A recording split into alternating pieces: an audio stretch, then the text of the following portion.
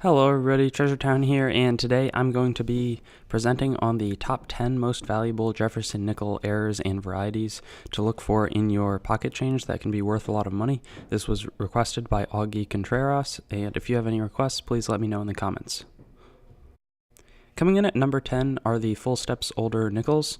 Jefferson is the man associated with the nickel, and his residence, Monticello, is featured on the reverse of the coin, and as you can see here, there are all of the steps in the building are intact, and just for older nickels, they can often bring the price up significantly of an uncirculated nickel, not only uncirculated, but with the full steps. So if you have something in the 40s or the 50s with full steps, that's a good sign.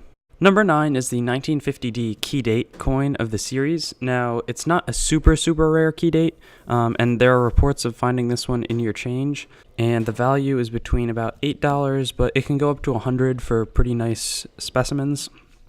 Now, a lot of people have observed that there are a fair number of very high quality uncirculated or about uncirculated of these in circulation, so oftentimes if you're finding one, you're going to find a better quality one, as I did in one of my live streams.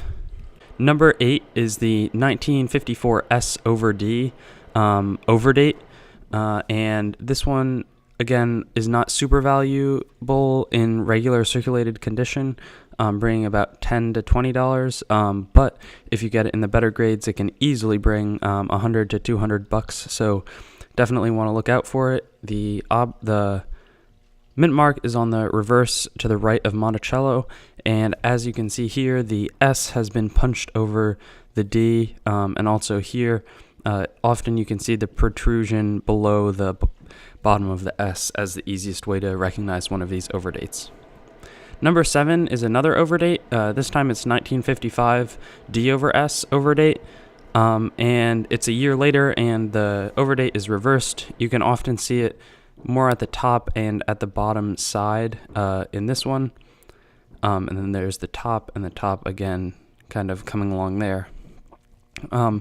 And similar in the low range of $10-20, but this one has a much higher cap. $1,000 is the price range for a 66 graded one of these coins. So, you know, easy, take it out of circulation, and if you think it can get a high grade, definitely put it in a holder. So we have our first double die, the 1943 double die obverse. It is a silver coin. There were silver nickels minted from 42 to 45, but this is one of the more rare World War II era nickels. And you can see the clear doubling in the 4 right there, and the 3, and as well as at multiple points in the Liberty. So if you ever get any 43s, look for it, and it's going to bring you a minimum of $60 all the way up to about $700. So unlike the previous ones, even at the lowest range, this is still quite a desired coin. Similarly, there's the 1945 double die reverse. This is a Philadelphia minted coin, and you can tell that it's P on the back, but the doubling occurs clearly in the Monticello, so there's the L, it protrudes in the O, and then in cents as well. And the price range on this is 50 in the 40, up all the way up to 600 in the more desired high grades. Next is the last of our overdates at number 4, 1949 D over S overdate. Similar to the other one, you can see the protrusion kind of along the sides, the left side of the D. And this is also, again, a $50 in a more circulated worn condition. But you can fetch $700 if you get it in one of the better ones. So just to review, the overdates are in the 54S over D, 55D over S, and 1949 D over S coins.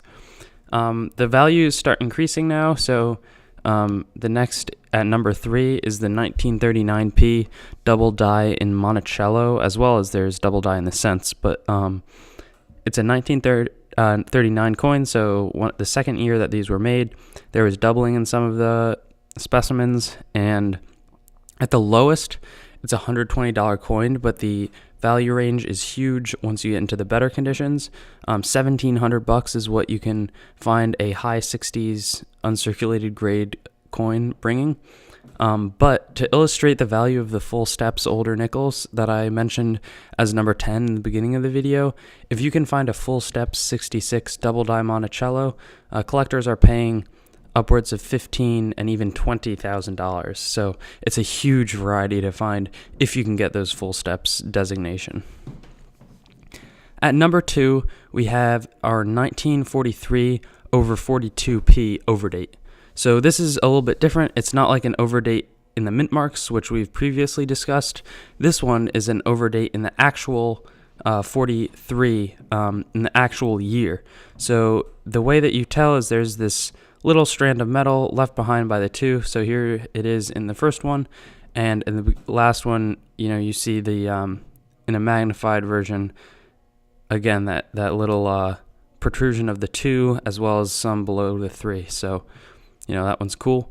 And the last one is kind of crazy. There's only one of these found, and it is the 1942S over 1941 mule frith nickel. So it's not an overdate.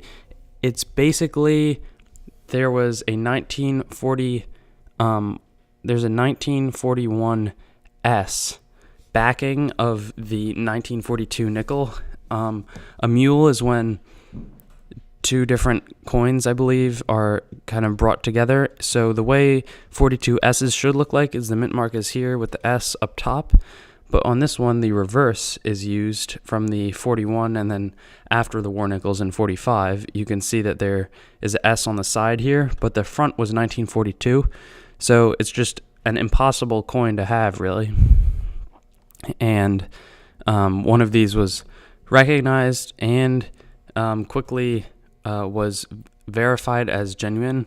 Over 40 years ago, it traded for $11,000, but there have been reports of private sales, and we can only presume that the value has gone up considerably.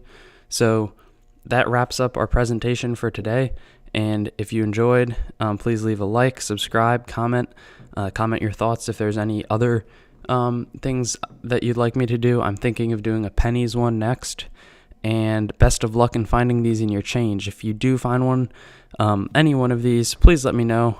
It's always good to see my work being used by others, but now you can say that you have a basic foundation of the best nickel varieties out there. So I'll see you on my other videos.